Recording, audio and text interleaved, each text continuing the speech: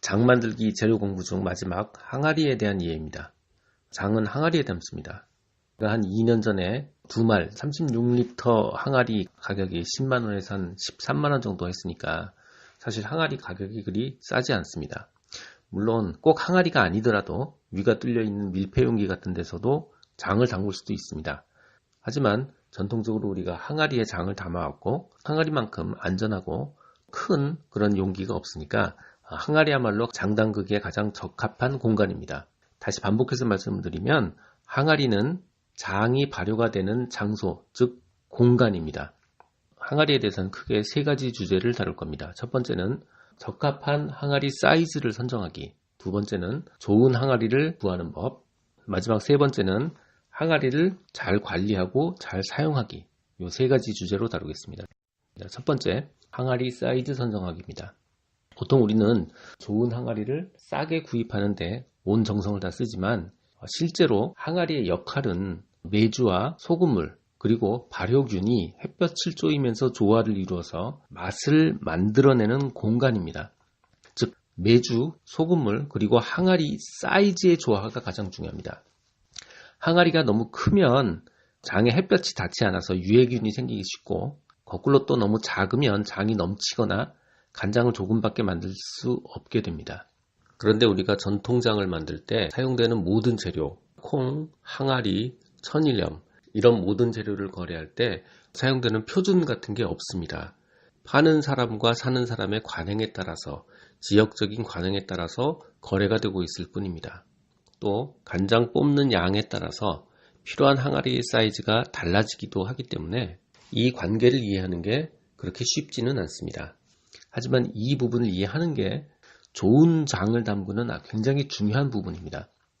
예를 들어서 부피 단위인 한말 콩을 팔면서 저울로 7kg을 재서 팔아요. 어떤 사람은 한말 메주를 팔면서 젖은 콩 10kg를 쓴 게 자기 한말 메주라고 주장을 합니다. 또 다른 어떤 사람은 마른 콩 10kg를 쓴 게 한말 메주라는 사람도 있어요. 또 어떤 사람은 그건 다 필요 없고 내 메주의 무게가 6kg야. 그래서 이 6kg가 한말 메주야. 이렇게 얘기하는 사람도 있습니다. 그런데 현실은 메주가 많이 말랐으면 5.5kg가 되기도 하고 안에 습기가 덜 말라서 축축한 상태면 10kg가 되기도 해요. 즉 한말 메주의 무게가 같은 한말 메주라도 1.5배 이상 차이가 나는 겁니다. 이런 상황에서 가장 좋은 방법은 한말 콩으로 만든 메주를 한말 메주라고 하는 것이 가장 좋은 방법입니다. 메주는 건조도에 따라서 2배도 차이가 나니까 메주 무게를 가지고 얘기하는 건 아무 의미가 없어요. 또 한말 콩도 건조도에 따라서 좀 다르지만 보통 잘 마른 콩이면 7kg를 한 말로 치기도 하고 좀 덜 마른 생콩이면 한 8kg 정도를 한 말이라고 하고 불린 콩이라면 한 13kg 정도가 되겠죠. 이거 역시 표준이 없으니까 한말 콩이라고 얘기하는 것도 실제로는 10% 정도의 오차는 각오를 해야 되는 상황입니다.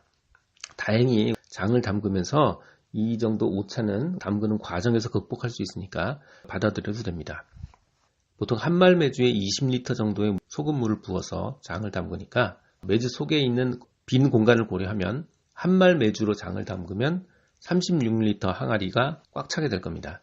그런데 보통은 항아리의 90% 정도를 채우게 되니까 한말 메주는 40리터 항아리가 가장 적당합니다.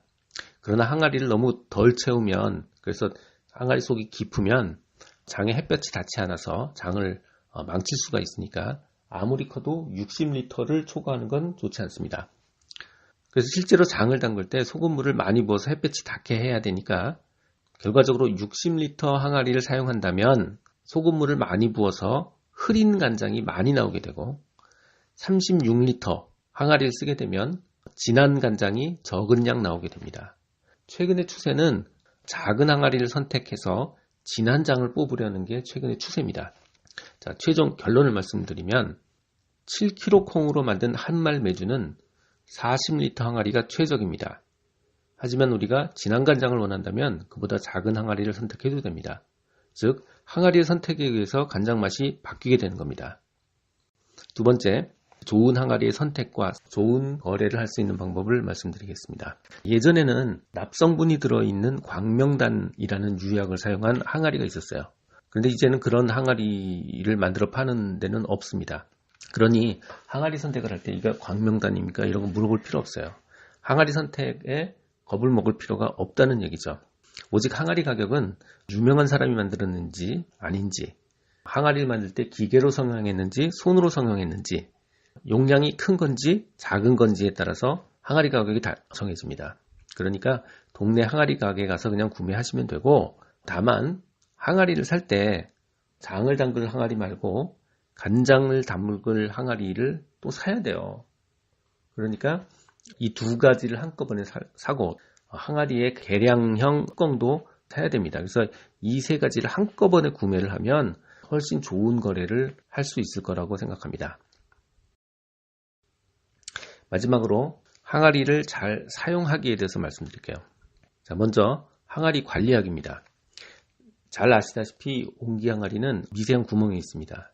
이 미세한 구멍으로 공기가 통하기 때문에 숨 쉬는 항아리라고도 하죠.